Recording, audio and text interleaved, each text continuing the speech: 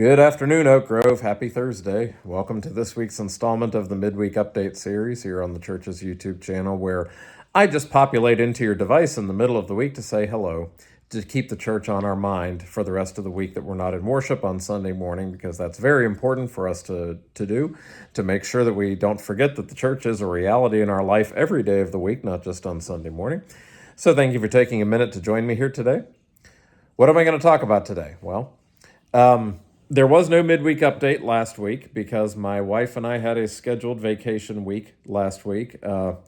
We did not have anything scheduled for us to go anywhere. We did not have any out of town trips planned for the week. We were just going to maybe go on some little day trips. We thought maybe we'd go to the zoo, or maybe we could go to the museum, or go to Moraine State Park, or Living Treasures, some of these local attractions around southwestern PA. Well, as it turned out, we didn't end up doing any of that because we ended up staying home sick with colds the whole entire week. Julie actually just recently switched jobs, and just a few weeks ago, she launched her second career as a preschool teacher now. She had been in banking for the first 20 years that we were married, and she just became a preschool teacher now. And of course, when one comes home from the preschool within one's very first week, and numerous people warned us this was going to be the case. She came home with a cruddy throat one day that week, and we both got sick the following week.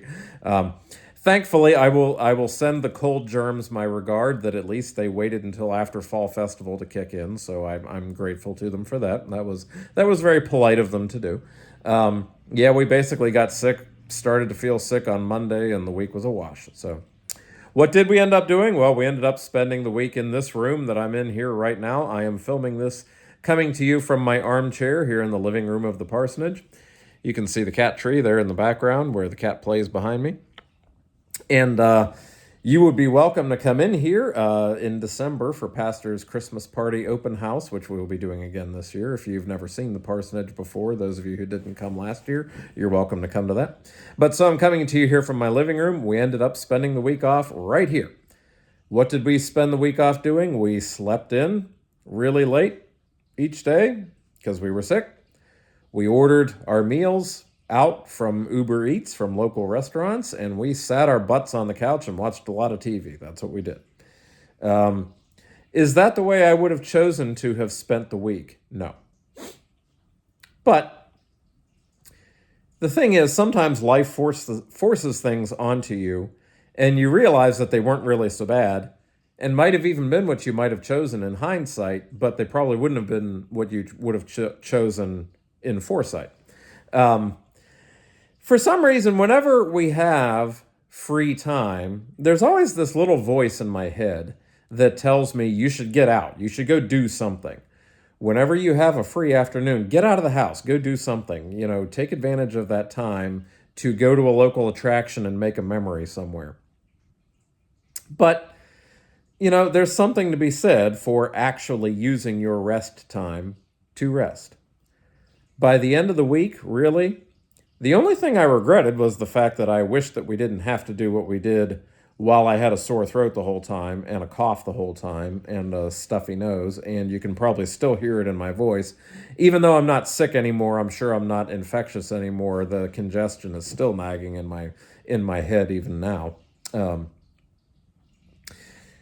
I wouldn't have chosen to spend the week on the couch because I specifically even said to Julie in advance of that week off, I said, we need to get out and do stuff. We shouldn't just sit around and vegetate for the week. Well, as it turned out, the virus decided for us that we were spending the week vegetating. It was not COVID or the flu, by the way. We tested for those. The virus decided for us that was how we were spending our week. Now, you could look at it theologically and think to yourself, did God make us get sick so that we would have to take the week off to relax? I'm not really so sure that I believe that God operates that way. I've talked about that here on this channel in previous reflections numerous times, but I'll talk about it again today and say that what the ancient Israelites did do, though, that we see in the annals of Scripture, is that they take the events of their lives and they make theological meaning out of them by seeing where was the grace in it, where's the meaning that can come out of it, where was God present in those events. In this particular case, maybe God was present in the way that the virus forced us to slow down and rest and reconnect. Um, Believe it or not, I actually enjoy my wife's company.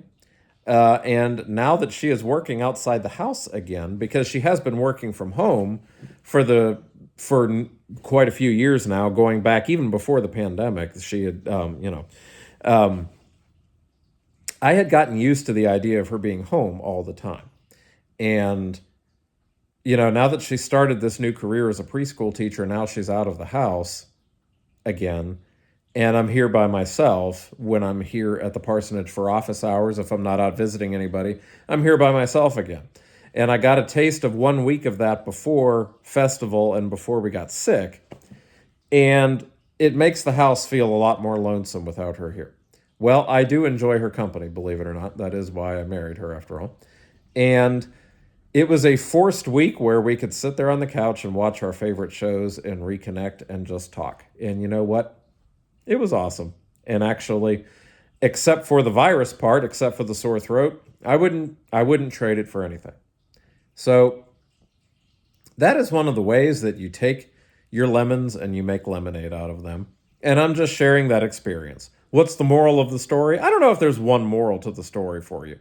The only message I'm trying to share is make meaning out of the events of your life by looking to see where was God in the midst of it and where's the grace to be found in it.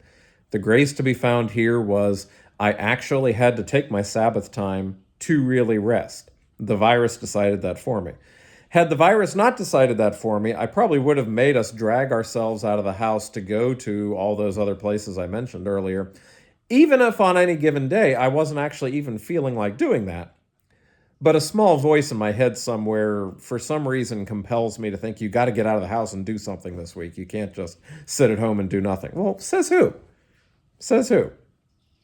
So that's how that unfolded, and that's the story of how we spent our week off.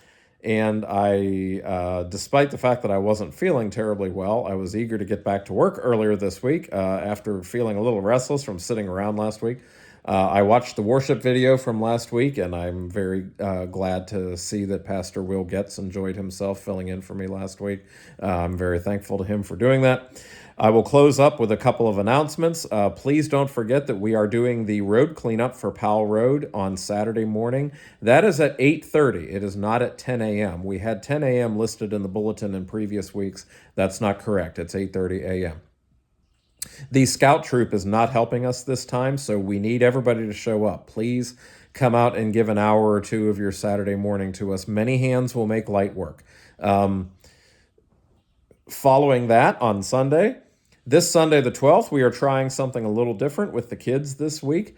This is the first of our kid-focused worship services we're going to try to do, where instead of having Sunday school during church, the kids will be invited to worship, where we will have only one sermon on Sunday, and it will be a children's sermon for children of all ages. So tune in for that. Following that, we're going to offer lunch for those that want to stay, and then our pumpkin carving event will be happening after that.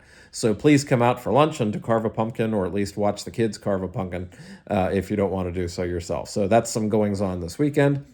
I'm trying to think if there are any other announcements that I wanted to make today. I feel like there was something else I wanted to say to all of you, but now it's out of my head. So I'm still recovering from a cold. Cut me a break. So I think that's all I got for you this week, Oak Grove. So I will see you all on Sunday morning, unless you come out. Please do if you can, on Saturday for the road cleanup, in which case I will see you then.